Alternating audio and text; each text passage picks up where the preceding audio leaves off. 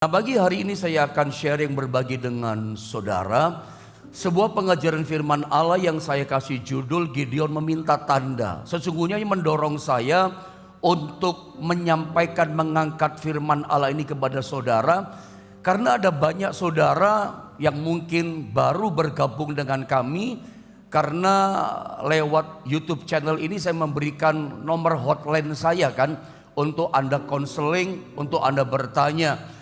Rupanya banyak pertanyaan dari saudara-saudara kita yang baru mempertanyakan tentang tanda daripada Tuhan. Bagaimana dalam kehidupan ini ketika kita terdesak harus mengambil satu keputusan, ada yang banyak bertanya, boleh gak minta tanda? Sebetulnya firman Allah ini berapa tahun yang lalu, sudah tahunan yang lalu saya pernah sampaikan sama saudara. Tetapi memang firman Allah selalu baru, selalu ada rema yang baru, pewahyuan yang baru. Mungkin bagi saudara ada beberapa pengulangan, karena firman ini saya pernah sampaikan soal meminta tanda. Tapi rupanya masih banyak ribuan di antara jemaat ini mungkin baru bergabung lewat channel YouTube GSPD Jombang dalam doa pagi maupun akun Facebook Johannes Naftali. Sehingga tidak ada salahnya saya coba angkat kembali ini tema. Walaupun saya ulang, selalu ada hal-hal yang baru yang Tuhan nyatakan dalam kehidupan kita. Ikuti firman Allah ini dengan baik. Barangkali ada di antara saudara memang sedang menghadapi situasi ini. Ada mesti mengambil keputusan dan ada minta tanda. Ada banyak orang bertanya, boleh nggak Pak Pendeta saya minta tanda? Nanti saya tunjukkan. Pertanyaannya itu bukan boleh atau tidak. Kalau kita bilang boleh, ya boleh. Karena ada dalam Alkitab. Salah nggak? Ya nggak salah. Dosa nggak? Nggak dosa. Minta tanda itu. Tapi saya ingin membawa Anda selalu bergeser kepada pertumbuhan rohani yang benar. Pertanyaannya sebetulnya bukan boleh atau salah atau dosakah, tapi tepatkah, itu loh yang penting. Kita itu minta tanda sebagai orang Kristen yang hidup di perjanjian baru. Tuhan menuntun kita lewat firman-Nya, bahkan Tuhan menuntun kita dari dalam rohnya ada dalam hidup kita. Karena ada banyak pertanyaan ini, makanya mendorong saya untuk mengangkat firman ini sama saudara. Mari kita baca ayatnya tentang Gideon meminta tanda, ya. Hakim-Hakim pasal yang ke-6 kita baca bergantian ayat 36 sampai dengan ayat yang ke-40. Saya baca ayat 36, saudara 37, 40-nya sama-sama, ya. Begini kata firman Allah di ayat 36. Kemudian berkatalah Gideon kepada Allah, jika engkau mau menyelamatkan orang Israel dengan perantaraanku, seperti yang kau firmankan itu, teruskan 37. Maka aku membentangkan guntingan bulu domba di tempat pengirikan. Apabila hanya di atas guntingan bulu itu ada embun, tetapi seluruh tanah di situ tinggal kering, maka taulah aku bahwa engkau mau menyelamatkan orang Israel dengan perantaraanku seperti yang kau firmankan. Ayat 38 saudara, ya. Dan demikianlah terjadi, sebab keesokan harinya pagi-pagi ia bangun, dipulasnya guntingan bulu itu, dan diperasnya air embun dari guntingan bulu itu secawan penuh air. 39 terus. Lalu berkatalah Gideon kepada Allah, janganlah kiranya murkamu bangkit terhadap aku apabila aku berkata lagi, sekali ini saja, biarkanlah aku satu kali lagi saja mengambil percobaan dengan guntingan bulu itu. Sekiranya yang kering hanya guntingan bulu itu, dan di atas seluruh tanah itu ada embun. 40, mari sama-sama kita membacanya 2 dan 3. Dan demikianlah diperbuat Allah pada malam itu, sebab hanya guntingan bulu itu yang kering, dan di atas seluruh tanah itu ada embun. Mari kita langsung saja lihat pada PowerPoint gambar yang pertama. Mungkin ini menjadi situasi keadaan yang sedang Anda hadapi, bahwa hari-hari ini ternyata ada banyak sekali orang percaya kepada Tuhan yang sedang didesak oleh keadaan, situasi, kondisi untuk mengambil keputusan. Seperti Gideon dalam ayat yang barusan kita baca, dia didesak oleh keadaan, terdesak oleh situasi, harus mengambil keputusan. Dia bingung gitu loh. Ya, dia mau melangkah, mau menerima panggilan Tuhan atau tidak, dia bingung. Makanya dia minta tanda sebagai percobaan, kayak ngetes Tuhan gitu. Ini bener gak sih Tuhan panggil? Ini diterima atau tidak? Singkat kata, Anda tahu kan cerita tentang Gideon? Midian sedang menjajah bangsa Israel pada waktu itu. Gideon pada waktu itu hidup dalam ketakutan, sembunyi dia, mengirik gandum di tempat pemerasan anggur. Dia ketakutan. Dan kita sepakat, saya pikir kalau orang Kristen, orang yang percaya kepada Tuhan, dia hidup dalam ketakutan. Itu menunjukkan pengenalan dirinya akan Tuhan itu nggak terlalu baik. Pengenalan pribadinya akan Tuhan gak terlalu dalam, makanya penuh keraguan, penuh kebimbangan, langkahnya gak pasti, hidup dipimpin oleh ketakutan, bukan hidup dipimpin oleh iman. Saya ulang, kalau ada orang Kristen menyatakan saya percaya kepada Tuhan, tetapi hidupnya tidak dipimpin oleh imannya, tetapi dipimpin oleh ketakutannya, jelas itu indikasi pengenalan pribadinya akan Tuhan tidak terlalu dalam. Saya yakin banget gitu loh. Orang kalau mengenal Allahnya dengan baik, dia nggak akan bimbang, iya kan? Dia tidak akan ragu. Hidupnya dipimpin oleh percaya, hidupnya dipimpin oleh iman. Nggak ada takut. Tuhan pasti tolong aku. Ada lihat flashback kembali kehidupan Gideon. Jelas dia dipimpin oleh ketakutannya. Tuhan datang lewat malaikatnya. Hai pahlawan yang gagah perkasa, Tuhan menyertai engkau. Anda tahu apa jawaban Gideon di Alkitab? Baca di rumah. Gideon jawab bilang begini, kalau Tuhan menyertai kami, bagaimana mungkin kami mengalami seperti ini? Kami miskin, kami menderita, kami dijajah sama bangsa Midian. Bagaimana mungkin kau berkata Tuhan menyertai kami? Di mana tanda-tanda ajaib perkara yang besar dari Tuhan yang diceritakan oleh nenek moyang kami? Dia mempertanyakan loh, mana tandanya perbuatan besar? Gak ada, kami miskin, kami sengsara. Gak percaya ada penyertaan Tuhan coba. Tuhan lewat malaikatnya begini, aku mengutus kamu hai Gideon. Ya, Tuhan menyertai engkau. Gideon jawab lagi, tapi aku terkecil dari kaum keluargaku, dari suku kaum Asyir, aku gak bisa apa-apa. Tapi Tuhan menyertai engkau. Makanya dia bingung. Ketika dia didesak ambil keputusan menerima panggilan Tuhan, memimpin Israel melawan bangsa Midian atau menolaknya. Makanya dia mencoba lewat sebuah percobaan ini, meminta tanda sama Tuhan. Mungkin ada di antara saudara sedang terdesak memutuskan sesuatu seperti Gideon. Ada bingung gitu loh. Anda ini mau tetap kerja di tempat ini atau keluar gitu. Ada bingung. Ada orang mau memilih jodoh. Ini jodohku atau bukan dia Tuhan. Atau memang ini ditentukan sama Tuhan. Terdesak kan. Hari hanya udah mendekati. Pihak yang sana mertua, misalnya calon mertua udah menuntut, ayo cepat dinikahi. Ada bingung gitu loh. Karena baru 2 bulan pacaran. Baru 2 bulan anak saudara ini pacaran sama calon menantu saudara. Anda pun bingung mengambil keputusan. Ini jodoh anakku atau bukan? Atau Anda mau kerjasama dengan yang lain, join kerja. Anda bingung, ini sebetulnya teman kerja yang bagus atau tidak. Anda mau memutuskan. Nah, ketika kita didesak mengambil keputusan, seringkali kita bingung. Sehingga muncul pertanyaan, boleh gak minta tanda kayak Gideon? Makanya kita tahu kita nggak boleh salahkan mengambil keputusan. Kita sama-sama mengerti bahwa keputusan yang kita ambil itu penting. Dan setiap keputusan yang kita ambil itu menentukan masa depan kita. Salah ambil keputusan, blunder, hancur kita. Sehingga saya kasih statement di sini, banyak orang akibatnya menjadi takut dalam mengambil keputusan. Takut salah, yes or no. Atau mungkin ini maybe gitu, bingung saudara ya. Sebab sekali kita salah ambil keputusan, hancur kita. Salah ambil keputusan jodoh, oh menangis seumur hidup saudara. Salah ambil keputusan dengan teman join kerja bisnis, oh bisa dimakan uang saudara. Tidak mudah gitu.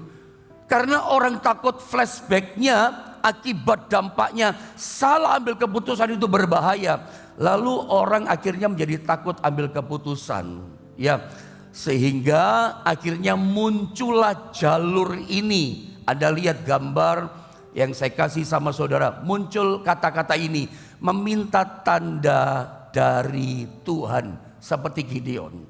Lalu Anda bertanya pasti kepada saya, karena ada ayatnya. Pertanyaannya begini, bolehkah pendeta kita meminta tanda? Kalau Anda bertanya kepada saya boleh atau tidak, ya boleh-boleh saja. Karena pasti Anda akan membantah, kan ayatnya ada, Gideon meminta tanda, iya. Eliasar pun hambanya Abraham yang setia, itu disuruh sama Abraham mencari calon menantu buat dia, istri daripada Ishak. Eliasar juga meminta tanda kan dari Tuhan.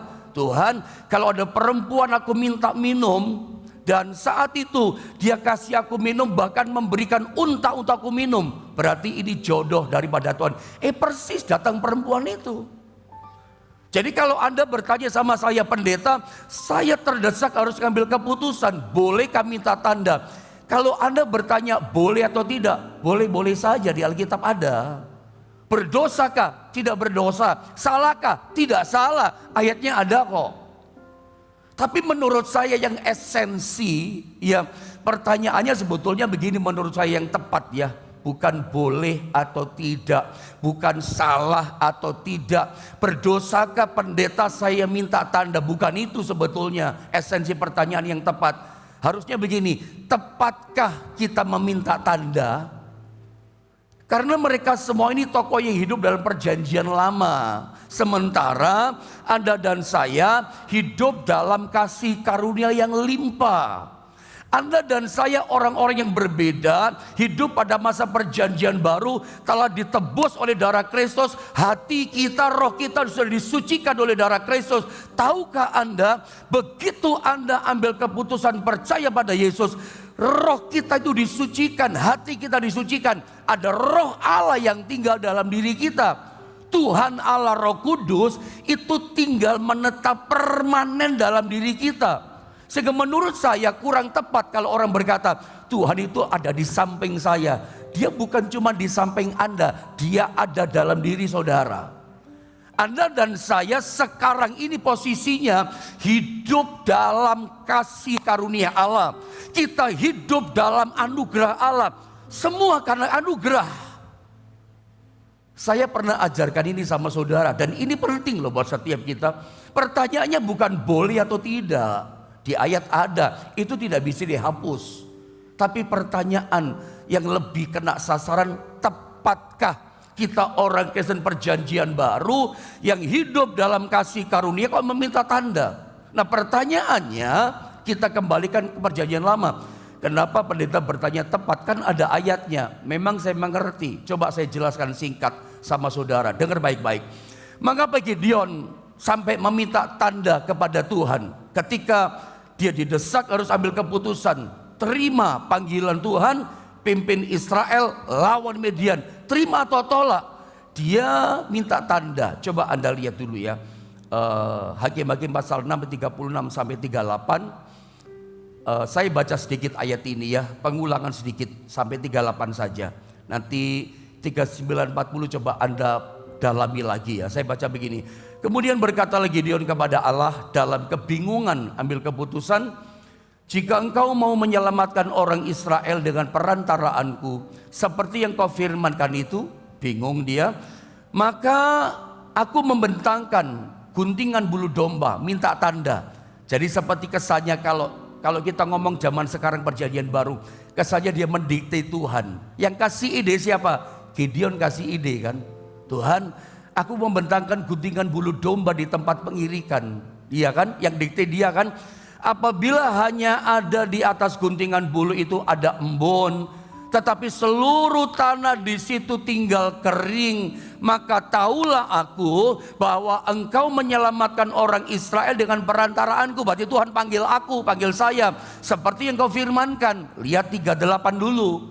Dan demikianlah terjadi, tandanya Tuhan genapi. Sebab Keesokan harinya pagi-pagi ia bangun, dipulasnya guntingan bulu itu dan diperasnya air embun dari guntingan bulu itu, secawan penuh air. Tapi perhatikan begini, singkatnya saya tembak langsung. Mengapa ya Gideon ini kok minta tanda dari Tuhan? Kasih percobaan, udah dikasih tanda, minta tanda pertama, Tuhan jawab masih gak percaya, masih ragu. Minta tanda kedua, bulu domba itu dia katakan kalau bulu domba ini kering, semua tanah sekitarnya embun, basah oleh embun, berarti Tuhan panggil aku. Yang pertama udah dijawab, bulu domba basah diperes sampai secawan, semangkok penuh. Masih ragu juga, masih bimbang juga. Tangkap ini kata-kata, sehingga muncul ayat yang ke-39, minta tanda lagi yang kedua. Mulutnya yang berkata dikte, bulu domba ini kalau kering Tuhan, semua tanah basah ini kering aku peres, berarti betul Tuhan panggil saya. Saudara, kalau saudara di rumah ikuti kronologi cerita tentang Gideon, Anda akan menemukan orang ini kenapa minta tanda sama Tuhan. Dia tidak mengenal Tuhan dengan baik sesungguhnya. Coba baca, buktinya apa? Dia pergi ke tempat pemerasan anggur, lagi mengirik gandum karena takut. Saya dari awal katakan, dia bukan dipimpin oleh Tuhan dalam iman, tapi dipimpin oleh ketakutannya. Nah, orang Kristen masa sekarang pun sama. Kalau kita dalam menghadapi hidup ini mungkin masalah ada, tapi hidup kita bukan dipimpin oleh iman percaya penuh kepada Tuhan, tapi dipimpin oleh kekhawatiran, dipimpin oleh ketakutan. Itu jelas tanda-tanda indikasi pengenalan kita kurang baik sama Tuhan. Orang Kristen, anak Tuhan, kalau mengenal Tuhan dengan baik, dia gak bimbang, dia percaya memang aku ada masalah, tapi aku percaya Tuhan pasti tolong aku, Tuhan pasti pulihkan aku. Dia tetap punya pengharapan iman pada Tuhan, bukan dipimpin oleh ketakutan. Gideon menunjukkan indikasi pengenalannya memang kurang sama Tuhan. Makanya penuh ketakutan. Makanya sudah dikasih jawab yang pertama, masih buat percobaan yang kedua, ngetes lagi sama Tuhan. Kasih bulu kering, kasih bulu kalau dia kering, berarti betul Tuhan. Jadi kenapa Gideon minta tanda? Ya memang dia kurang pengenalannya akan Tuhan. Makanya minta tanda untuk meyakinkan dirinya, oh iya Tuhan panggil saya. Zaman sekarang kan banyak kan saudara ya, orang model kayak Gideon, seperti minta bulu domba basah, bulu domba kering. Orang meminta jodoh dari Tuhan saja, ketemuan sama seseorang, karena mungkin kenalnya lewat media sosial, lewat biro jodoh, lewat ini, lewat itu, lewat teman yang lain, belum pernah ketemu. Lalu dia mulai duduk di satu tempat ketemuan di kafe misalnya. Tuhan, nanti kalau memang dia itu datang, calon yang dia tunggu datang, itu nanti datang pakai baju kuning Tuhan, berarti ini jodoh dari Tuhan.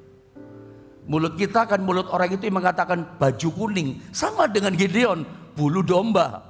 Kalau kering, kalau basah, kalau baju kuning Tuhan, berarti nanti jodoh dari Tuhan. Dan macam-macam hal. Tahukah saudara, nanti kalau sempat coba saya tunjukkan sama saudara, ketika Anda minta tanda mengucapkan mulut mendikte Tuhan, dengar baik-baik. Yang dengar engkau minta tanda bukan cuma Tuhan loh. Serius saya katakan. Ketika Anda mengucapkan dengan mulutmu Tuhan, kalau yang datang pakai baju kuning, ketika Anda ngomong itu dalam doamu, bukan cuma Tuhan yang dengar. Menurut Anda setan dengar enggak? Setan dengar. Setan dengar. Apakah menurut saudara, apa Anda yakin yang bisa tolong saudara hanya Tuhan? Apa Anda yakin yang bisa tolong saudara bikin mujizat hanya Tuhan, bikin keajaiban hanya Tuhan? Saya kasih tahu, saya tegaskan. Apa saudara gak yakin setan juga bisa bikin keajaiban? Percaya gak setan bisa tolong saudara? Percaya gak setan bisa sembuhkan saudara? Percaya gak setan bisa kasih berkat yang banyak sama saudara? Saya ingatkan, setan bisa buat seperti yang Tuhan buat loh. Dia bisa kasih berkat, dia bisa kasih jabatan, dia bisa kasih kesuksesan, dia bisa kasih apa yang manusia minta, yang Anda minta. Ketika Anda minta sama Tuhan, minta tanda dalam doamu, saya ingatkan, warning penting. Bukan cuma Tuhan yang dengar permintaan tanda saudara. Baju kuning ya Tuhan, Ini teman join bisnis ini kalau memang dijodohkan dari Tuhan kerjasama sama saya. Nanti ketika saya buat ini dia cepat tanda tangan. Semuanya lancar. Tidak ada masalah. Tunggu dulu. Bukan berarti yang lancar semua itu kehendak Tuhan. Lalu Anda berkata kalau ada rintangan, ada halangan bukan kehendak Tuhan. Tunggu dulu. Di Alkitab para rasul pun melayani ada banyak tantangan. Saya pun memulai pekerjaan Tuhan. Tantangannya juga banyak. Penderitaannya banyak. Bukan berarti salib, penderitaan, tantangan itu bukan kehendak Tuhan. Yang lancar itu kehendak Tuhan. Ada orang berkata, saya mau tetap kerja di sini atau mau keluar ya? Orang bingung. Sebab di luar kota sana itu menjanjikan gaji lebih besar misalnya di kota Surabaya dibanding Jombang. Oh pokoknya nanti kalau semuanya lancar di Surabaya, oh pasti kehendak Tuhan. Tunggu dulu. Bukan berarti semua yang lancar, tidak ada hambatan, itu pasti kehendak Tuhan. Ada tantangan bukan kehendak Tuhan. Jangan-jangan Anda salah. Ingat baik-baik, ketika Anda minta tanda, itu ternyata bukan cuma Tuhan aja yang dengar, setan juga dengar loh. Makanya pertanyaannya bukan boleh atau tidak meminta tanda. Ya, dosa atau salah. Tidak salah sih Alkitab ada. Tapi tepatkah kita orang Kristen perjanjian baru yang hidup dalam kasih karunia Tuhan gitu loh. Hidup oleh anugerah. Ada roh Allah dalam kita. Tepatkah kita terus menerus minta tanda? Udah dijawab minta tanda lagi. Begitu tepat baju kuning yang datang. Oh betul kan Tuhan jadi jodoh. Nanti Anda akan terbiasa. Setiap terdesak ambil keputusan selalu minta tanda. Besok minta tanda lagi. Besok minta tanda lagi. Apakah iya Anda udah dewasa rohani. Yakin Tuhan menuntun hidupmu lewat firman-Nya. Menuntun lewat suara dalam hati kita. Terus minta tanda. Terus minta tanda. Saya khawatir satu kali kelak ke depan setan sesatkan saudara. Ternyata itu bukan dari Tuhan. Ketika Anda minta tanda bukan cuma Tuhan mendengar tanda saudara, setan juga mendengar mulutmu mengatakan minta tanda. Makanya mungkin itu contoh perjanjian lama. Perjanjian baru memang ada contoh yang sering Anda dengar, sering Anda baca. Contoh misalnya ketika Yudas mati, maka para rasul pun bikin undian, minta tanda juga sama Tuhan. Siapa yang dipilih menggantikan Yudas? Mengapa? Pertanyaannya para rasul bersidang dan membuang undi. Undi itu minta tanda saat memilih pengganti Yudas. Kadang kita zaman begini modern kan minta tanda kan. Ini tetap kerja di sini atau keluar ya. Ini kerja sama dia apa enggak ya bisnis ini. Ada ngitung kancing gitu ya. Atas bawah, atas bawah, atas. Oh berarti iya ini cocok ini. Pas atas bawah, bawah. Oh berarti enggak cocok ini. Apakah seperti itu minta tanda? Anda gambling dengan itu gitu ya. Mengambil keputusan besar, bunyi tokek ada pakai ngitung. Hitung kancing seperti orang ujian. Apakah seperti itu saudara? Mengapa para rasul membuang undi meminta tanda mengganti Yudas? Coba mungkin kita lihat dulu ayatnya ya. Kisah para Rasul pasal 1 ayat 23 sampai 26 dengan cepat saya baca. Perhatikan ayat firman Allah. Sesungguhnya ini penting ya buat kita hidup di masa kini. Supaya gak tergantung minta tanda terus sama Tuhan. Lalu mereka mengusulkan dua orang. Yusuf yang disebut Barsabas. Dan yang juga bernama Yustus dan Matias. Kita ketemu dua nama yang diundi. Yustus dan Matias. Mereka semua para rasul berdoa dan berkata. Gak cukup banyak berdoa. Ya Tuhan, Engkaulah yang mengenal hati semua orang. Tunjukkanlah kiranya siapa yang Kau pilih dari kedua orang ini untuk menerima jabatan pelayanan, yaitu kerasulan yang ditinggalkan Yudas, yang telah jatuh ke tempat yang wajar baginya. Lalu dikatakan apa? Mereka para rasul membuang undi meminta tanda dari Tuhan. Bukan jawaban langsung dari Tuhan. Bagi kedua orang itu, dan yang kena undi adalah Matias. Yustusnya gak kepilih. Dan dengan demikian ia ditambahkan kepada bilangan ke-11 rasul itu. Pertanyaannya, perjanjian baru kan ada pendeta. Kan rasul minta tanda. Tunggu dulu, baca baik-baik. Ini Kisah Rasul pasal 1.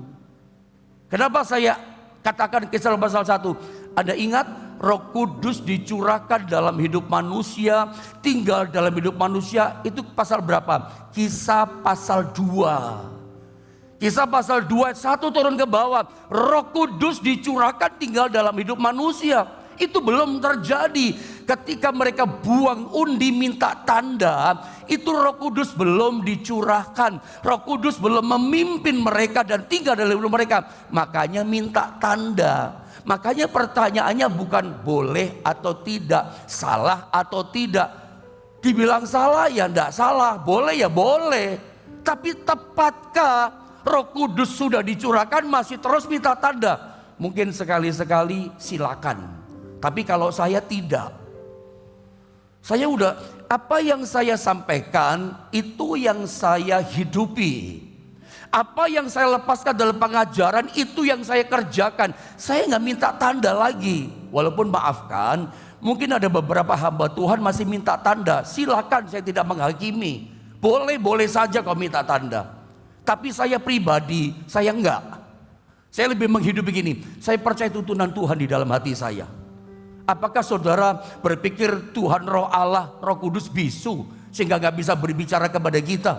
Apakah saudara gak percaya firman Allah itu hidup bisa menuntun kita, membuka jalan buat kita? Kita yang hidup dalam kasih karunia, masa iya kita terus minta tanda? Rasul minta tanda karena memang Roh Allah belum dicurahkan hidup dalam hati mereka. Makanya menurut saya, mungkin keras kata-kata ini, tapi biar mengingatkan kita, jadi warning, ingat-ingatan buat kita. Menurut saya adalah hal yang tragis dan ironis buat kita adalah kalau kita hidup di zaman perjanjian baru, Roh Kudus dicurahkan, firman dibuka, rahasianya luar biasa, tetapi kita perjanjian baru hidup dengan mentalitas perjanjian lama. Apa yang saya sebut beri nama mentalitas perjanjian lama? Selalu minta tanda, selalu minta tanda. Tidak yakin Tuhan bisa bicara sama kita. Tuhan menuntun kita, firman-Nya menuntun kita. Ingat, kalau kita selalu minta tanda, saya sebut ini mentalitas perjanjian lama loh. Mentalnya Gideon, mentalnya yang lain minta tanda. Dan menurut saya tragis. Saya pernah sampaikan sama saudara, orang-orang perjanjian lama itu kalau ada 1000%, kan cuma 100%. Tapi saya tingkatkan kalau boleh, ya orang-orang zaman perjanjian lama itu 1000%. Saya katakan iri hati secara rohani melihat orang percaya hidup dalam zaman anugerah. Kenapa? Karena orang perjanjian lama itu Roh Allah bekerja hanya hinggap lalu tinggalkan. Seperti pada Simpson, ada beberapa contoh ya. Saul itu ditinggalkan oleh Roh Allah. Dan memang cara kerjanya pada zaman Simpson, ketika Roh Allah hinggap pada Simpson, maka dia kuat luar biasa. Tapi kemudian dia tinggalkan lagi, hinggap tinggalkan. Itu cara perjanjian lama. Maka saya pakai bahasa begini, itu orang perjanjian lama kalau lihat kita hidup perjanjian baru, mereka iri. Mereka belum pernah ngalami itu, belum pernah mendapatkan itu. Roh Allah tinggal permanen, Tuhan tinggal permanen dalam hidup kita. Bukan keluar masuk, tapi tinggal selamanya. Cuman masalahnya dia tinggal itu kuasanya mengalir atau tidak. Itu yang saya pernah ajarkan, kuasanya pasif atau aktif, teraktivasi. Karena ada Tuhan tapi Tuhan cuma diem. Kenapa? Hidup kita gak berkenan, cara hidup kita gak bener. Tuhan gak suka dengan cara hidup kita. Dia ada, dia gak keluar, tapi pasif. Makanya orang perjanjian lama itu iri sebetulnya kita. Wah, perjanjian baru enak ya, oleh darah Yesus yang telah menyucikan roh kita, hati kita. Maka Tuhan pribadi Roh Allah yang ketiga itu tinggal permanen dalam hidup kita. Mereka tidak ngalami itu, nggak mendapatkan itu. Hanya hinggap tinggalkan, hinggap tinggalkan. Coba kita lihat kisah Rasul Kolose pasal 1 ayat 27 saya baca saudara ya. Ayat 27 saya baca, nanti 28 saudara baca di rumah saudara ya. Dengan cepat saya baca. Kepada mereka Allah mau memberitahukan betapa kaya dan mulianya rahasia itu di antara bangsa-bangsa lain, yaitu perhatikan, Kristus ada di tengah-tengah kamu. Kristus yang adalah pengharapan akan kemuliaan. Terjemahan New King James Version katakan Christ in you the hope of glory. Kristus ada di tengah-tengah kamu. Terjemahan bahasa Inggris katakan Kristus ada di dalam kamu. Kristus tinggal di dalam kamu. Jadi ternyata yang saya katakan, kita ini hidup dalam anugerah, kasih karunia yang luar biasa, kasih karunia yang limpah yang tidak dialami orang-orang perjanjian lama. Musa nggak ngalami, Elia nggak ngalami, Daniel nggak ngalami, tokoh-tokoh yang hebat semuanya nggak ngalami, kita ngalami. Di mana Kristus, roh Allah itu tinggal di dalam kehidupan kita. Dia menjadi pengharapan kita. Orang Kristen kan punya harapan kan. Di akhir 2022 pasti sudah punya harapan. Sudah punya rencana kan buat rumah tanggamu, masa depanmu. Yang anak-anak muda, iya Pak, rencananya saya mau menikah tahun sekian Pak, bulan depan Pak. Engkau bisnis pekerjaan, engkau punya rencana kan, punya harapan berhasil. Kristus di dalam kita, Christ in you, itu merupakan satu-satunya pengharapan. Untuk apa? Untuk kita menerima kemuliaan. Saya pernah ajarkan, bicara kemuliaan itu identik dengan kuasa kemuliaan. Shekinah glory, kemuliaan glory. Itu seringkali bicara mujizat. Marta, bukankah sudah aku katakan kepadamu, aku adalah kebangkitan hidup. Kalau kamu percaya, kamu akan melihat kemuliaan. Kalau kamu percaya, kamu akan melihat Lazarus yang mati saudaramu itu akan bangkit dan hidup. Itu bicara mujizat yang tiada taranya. Untuk menerima mujizat yang tiada taranya, menerima kemuliaan yang tanpa batas, satu-satunya pengharapan kita adalah Kristus yang di dalam kita. Makanya saya tulis, mungkin ini bagian terakhir kali saya bagi sama saudara. Anda lihat, di zaman perjanjian lama, Tuhan menolong manusia dari luar. Ya, tetapi di zaman perjanjian baru, masa anugerah, Tuhan menolong kita dari dalam. Sebab Christ in you, Christ in me, Kristus di dalam saya, Kristus di dalam kamu. Yesus menuntun kita dari dalam. Makanya kalau kita mendengar suara Tuhan menuntun kita, bukan kalau pakai telinga ini, berarti Kristus di luar dong. Roh Kudus di luar kita dong, pakai telinga ini. Enggak pakai telinga ini, tapi pakai telinga rohani di hati. Dia bicara dari dalam. Apakah Anda nggak percaya Tuhan bisa bicara sama saudara? Samuel ketika dibawa asuhan Imam Eli, dia masih kecil, bukan remaja, bukan, masih kecil. Dia udah bisa mendengar suara Tuhan loh. Saya percaya sebetulnya kadang-kadang Tuhan udah bicara sama kita, cuman kita nggak peka. Kita mau melakukan suatu tindakan tertentu, katakan jangan. Udah terasa di hati kita. Saya percaya sebetulnya ada suara yang lembut menuntun kita. Saya mau ingatkan, zaman perjanjian baru, Tuhan menuntun kita dari dalam. Ikuti tuntunannya. Dia bikin mujizat, dia berkati kita dari dalam. Seringlah berkomunikasi dengan Tuhan di dalam kita. Saya tidak berkata melarang Anda minta tanda, boleh kok minta tanda, tidak salah. Tapi tepatkah kita hidup dalam kasih karunia? Kristus di dalam kita selalu minta tanda, terus minta tanda, terus minta tanda. Lalu untuk apa Kristus tinggal dalam hidup kita? Saya percaya dia punya rencana yang besar di akhir zaman. Saya percaya Tuhan punya rencana besar di hari-hari terakhir. Untuk apa yang memangnya dia tinggal dalam kita? Dia mau tolong kita, berkati kita, sertai kita dari dalam hidup kita. Makanya saya percaya kita hidup di akhir zaman ini luar biasa oleh anugerah Tuhan. Kristus itu ada dalam hidup kita. Saya berdoa setiap hari biarlah hidup kita dituntun oleh Tuhan, tidak terus mengandalkan tanda. Masalahnya begini, setan itu mendengar yang kita ngomong sama Tuhan, minta tanda, tandanya ini ya Tuhan, berarti itu dari Tuhan. Setan dengar loh. Saya khawatir nanti satu kali itu ternyata tanda dari setan, Anda makan itu, Anda ikuti itu, Anda tersesat, Anda hancur, Anda binasa. Tidak salah sih, itu resiko Anda kalau terus minta tanda. Tapi saya berharap Anda mulai bergeser, bertumbuh rohanimu. Anda minta tuntunan Tuhan yang ada dalam hidupmu. Tuhan, tolong aku, sertai aku hari ini. Mari melangkah dengan iman, dengan tuntunan suaranya. Tuntunan dengan firman-Nya.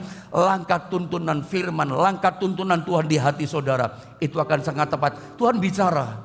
Makanya saya sering mendengar orang berkata, Tuhan taruh perkataan hati di hati saya untuk saya kerjakan ini buat Bapak. Itu suara Tuhan itu di hati saudara.